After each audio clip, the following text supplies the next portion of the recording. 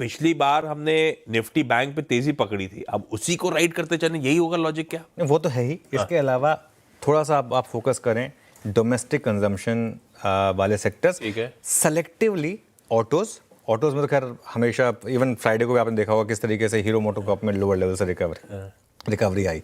कुछ चुनिंदा FMCG stocks जहां पर नंबर्स ठीक ठाक है। एफएमसीजी से मेरा मतलब सिर्फ एफएमसीजी नहीं है, मतलब सिर्फ साबुन तेल वाली कंपनियां नहीं है, ओवरऑल कंजम्पशन जो है वो, जैसे नायका भी कंजम्पशन में ही आता है बेसिकली, होटल्स भी कंजम्पशन में ही आते हैं जैसे, उस तरीके से बैंक्स और एनबीएफसी आई थिंक इस समय ना सबसे स्ट्रॉन्ग सेक्टर है, क्योंकि जो गवर्नर साहब ने कहा कि हम आगे भी रेट कट्स के लिए तैयार रहेंगे, आप देख लीजिए किस तरीके से एनबीएफसीज भागी हैं, क्योंकि एक तरफ तो इकोनॉमी इंप्रूव कर रही है, दूसरी तरफ अगर इनको सस्ते कर्ज मिलने, एनबीएफसीज क्या करती है, बैंक से लोन लेती हैं, उसके बाद उसको सिस्टम में पास ऑन करती है ना, तो वो उनके लिए एक बड़ा पॉजिटिव है।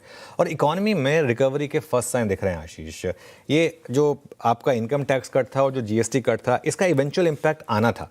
अब सवाल ये है कि ये Q2 से आ जाएगा या Q3 से आएगा।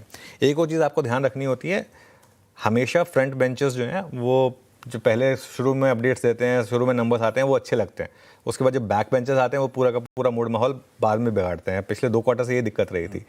और मेरा ये मानना है कि बड़े बेस पर 10 से 20% की जो लोन ग्रोथ आपको देखने को मिल रही है बड़े बैंकों में, वो कमज़ोर इकोनॉमी में नहीं आएगी, वो इकोनॉमी के साइंस हैं स्ट्रॉन्ग।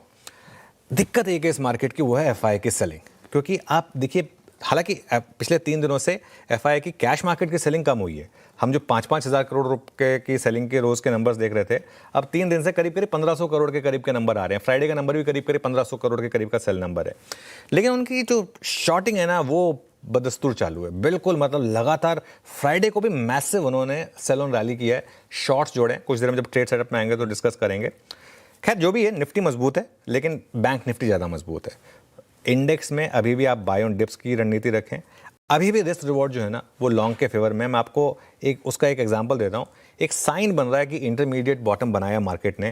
देखिए, अगस्त के शुरू में हम 24,350 से हमने एक रैली दिखाई थी, फिर वो रैली फेल हुई थी, 24,450 तक गए थे हम, 24,450 से हम उछले थे। 3 महीने का चार्ट दिखा दीजिएगा। 24,450 से फिर हम ऊपर गए, फिर रैली फेल हुई, और इस बार हम 24,600 से उछले।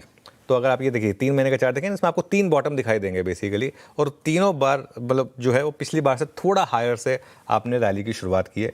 ये स्विंग पॉसिबल है कि आपको 25,500 तक ले जाए।